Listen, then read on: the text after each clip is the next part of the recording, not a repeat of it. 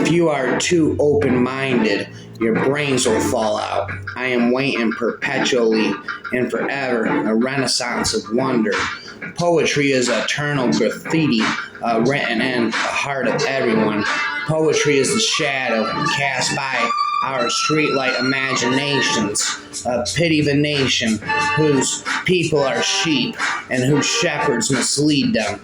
Pity the nation whose leaders are liars, whose sages are silence, and whose begots haunt the airwaves. Pity the nation that raises not its voice except to praise conquerors and acclaim the bully as hero and aims to rule the world with force and by torture. Pity the nation that knows no other language but its own, and no other culture but its own. Pity the nation whose breath is money and sleeps the sleep of the too well fed. Pity the nation, or pity the people who allow their rights to erode and their freedom to be washed away. My country, tears of thee, sweet land of liberty. Poetry is a naked woman, a naked man, and the distance between them are one grand boulevard with trees, with one grand cafe, and sun with strong black coffee and very small cups. One not necessarily very beautiful man or woman who loves you. Fuck art, let's dance. Don't bow down to critics who have not themselves spit great masterpieces. I feel there is an angel in me, she'd say, whom I am constantly shocking. It was a face which darkness could kill in an instant, a face as easily hurt by laughter or light. We think differently at night, she told me once, lying back languidly, and she would quote Cocteau. I feel there is an angel in me, she'd say, whom I am constantly shocking. Then she would smile and look away, light a cigarette for me, sigh and rise, and stretch her sweet anatomy. We have seen the best minds of our generation destroyed by boredom that poetry spins. I once started out to walk around the world, but ended up in Brooklyn. The bridge was too much for me. I didn't know that painters and writers retired. They're like soldiers. They just fade away. I am waiting for a war to be fought, which will make the world safe for anarchy. The art has to make it on its own, without explanations. And it's the same for poetry. If the poem or the painting has to be explained, then it's a failure in communication. The world is a beautiful place to be born into. If you don't mind happiness not always being so very much fun, if you don't mind a touch of hell now and then, just when everything is fine, because even in heaven they don't sing all the time. The world is a beautiful place to be born into if you don't mind some people dying all the time, or maybe only starving some of the time, which isn't half bad if it isn't you.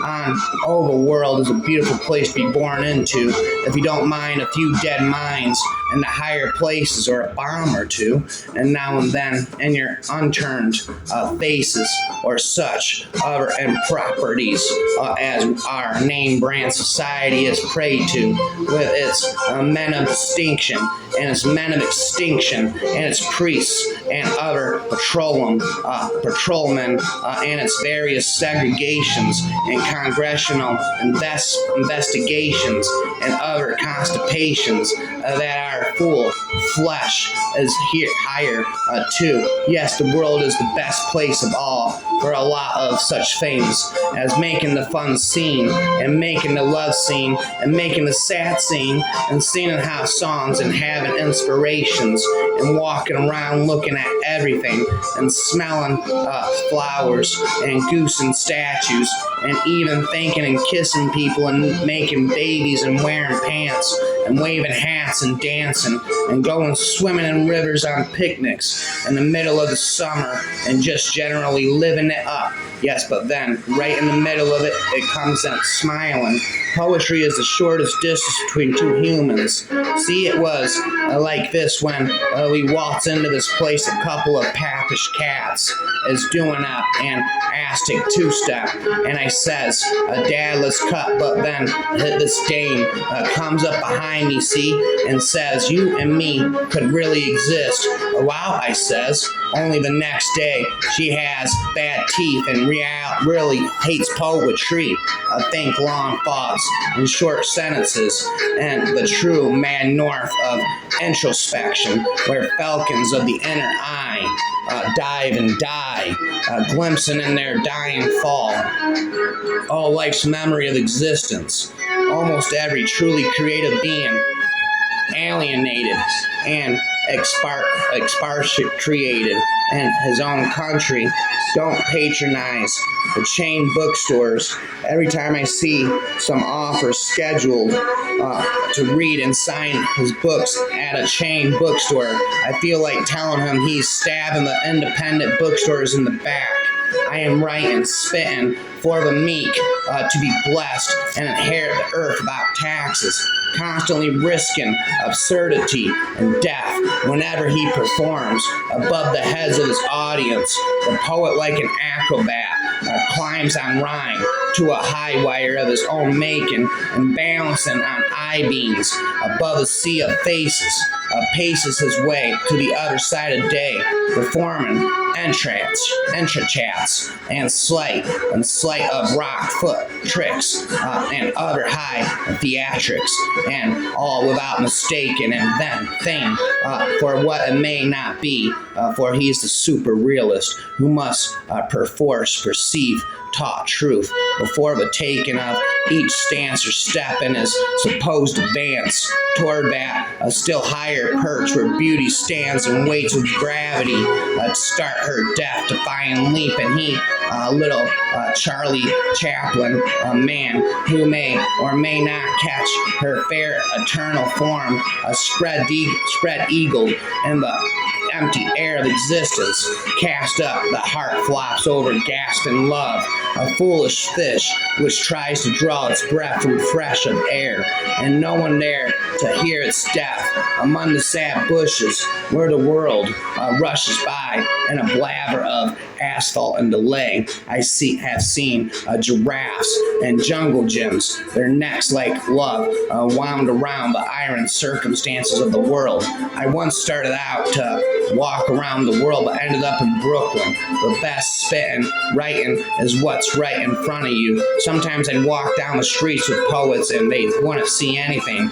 I'd have to shake their arm and say, look, let us rise and go now to the Isle of Manuskree and live the true, blue, simple life of wisdom and wonderment, where all things grow straight up aslant and singing in the yellow sun, poppies out of cowpods, thinking angels out of turds. I must rise and go now to the Isle of Manuskree, way up behind the broken words and woods of Arcady, decide if a poem is a question or a declaration, a meditation or an outcry. You and me could really exist, souls dance, undressed together and like loiterers on the fingers, on the fringes of a fair, we ogle the unobtainable, imagine mystery, yet away around on the far side like a stage door of a circus tent is a wide vent in the battlements where 11 elephants, even elephants, waltz through. The locust continues to devour the world. Hunger persists. Love lurches on listen to starboard like a ship in a bottle. Human longing goes on. Loneliness a curse. Innocence persists. Ignorance persists. I have drunk and seen a spider. I am waiting for my case to come up, and I am waiting for a rebirth of wonder, and I am waiting for someone to really discover America and wail. I have dreamt that all my teeth fell out, but my tongue lived to tell the tale. I flew too near the sun, and my wax wings fell off. I wish to descend in the social scale. High society is low society. I am a social climber, climbing downward, and the descent is difficult. I am going where turtles win. I am going where conmen puke and die down the sad esplanades of the official world, her eyes downcast all the while, and singing to herself, dot, dot, dot, dot, dot, dot, dot, telling over to myself how beauty never dies, but lies apart among the aborigines of art and far above the battlefields of love.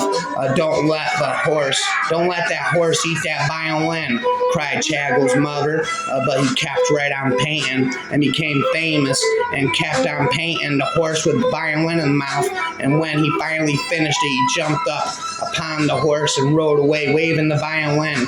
And then with a bow gave it to the first naked nude he ran across, and there were no strings attached.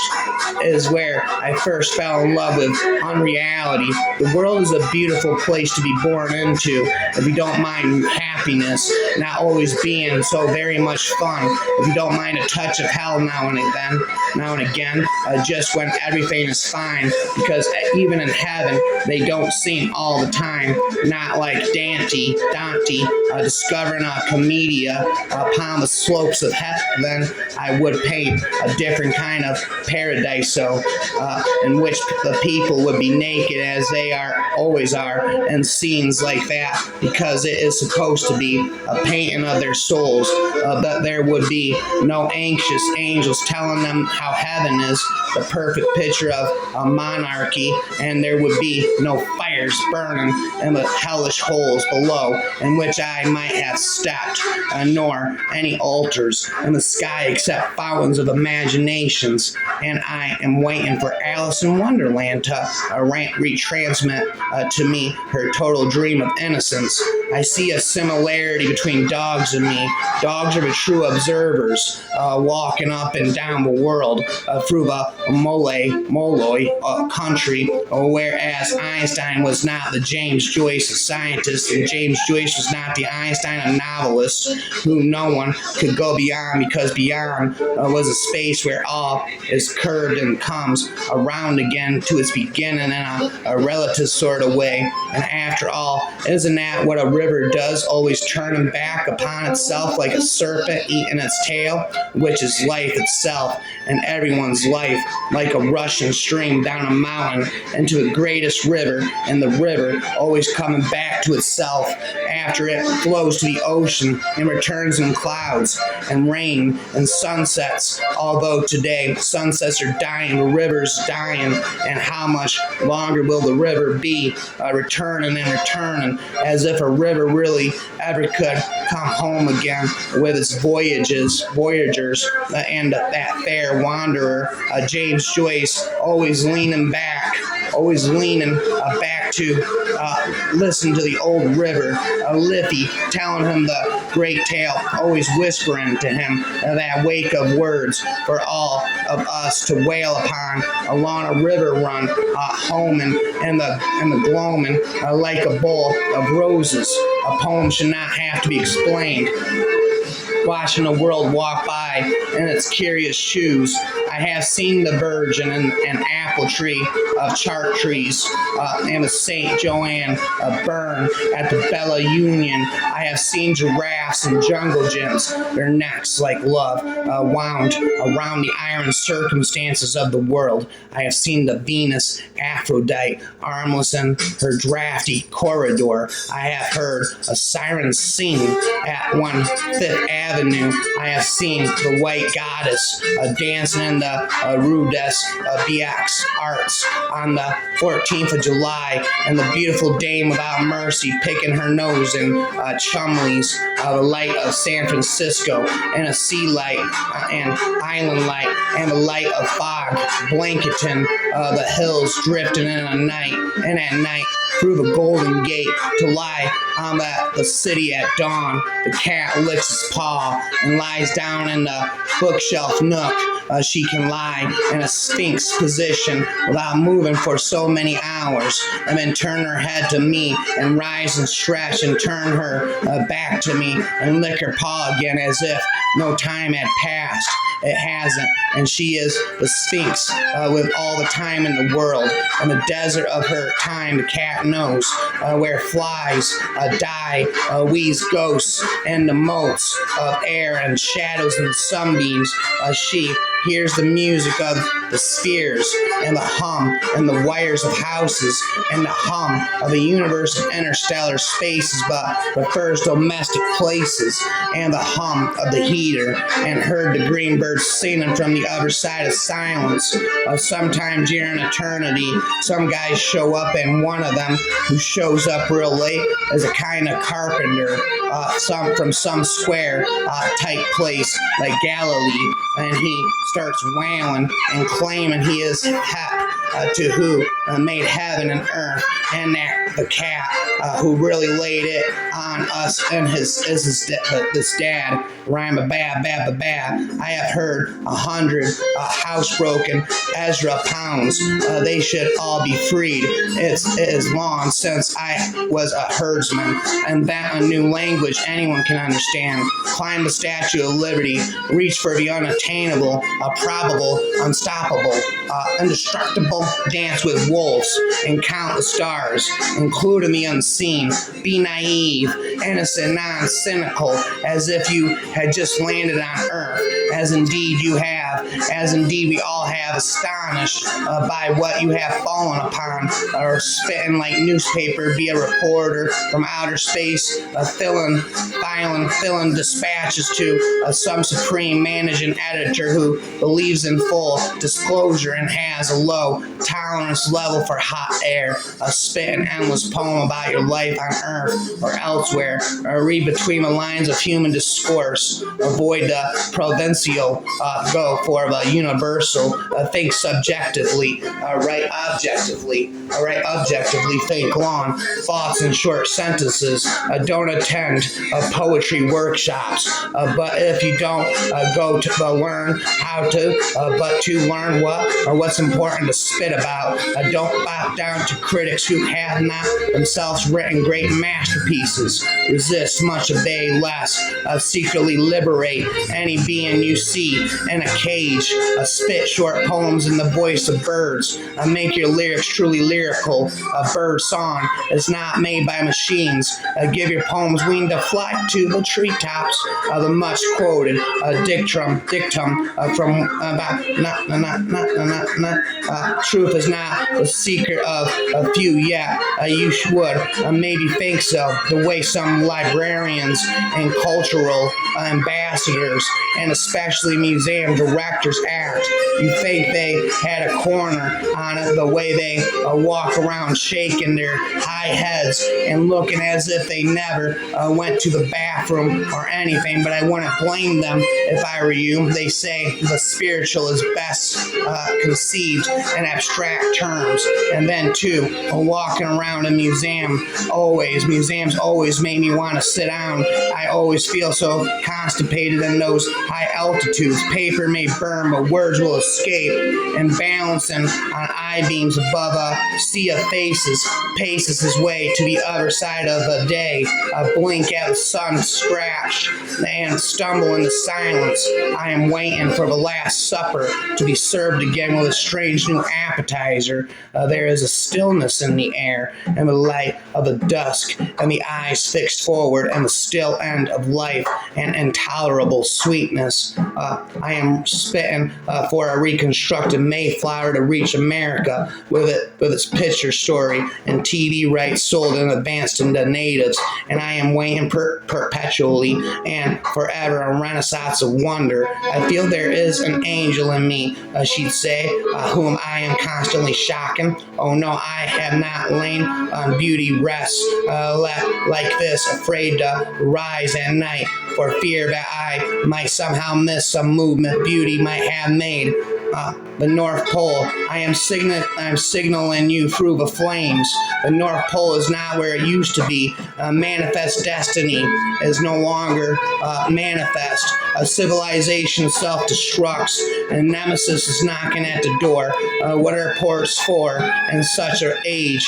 What is the use of poetry? The state of the world calls out for poetry to save it. If you would be a poet, creative works capable of answering the challenge of apocalyptic times. Even if this means and sounds apocalyptic, you are Whitman, you are Poe, you are Mark Twain, I am Emily Dickinson, and Edna St.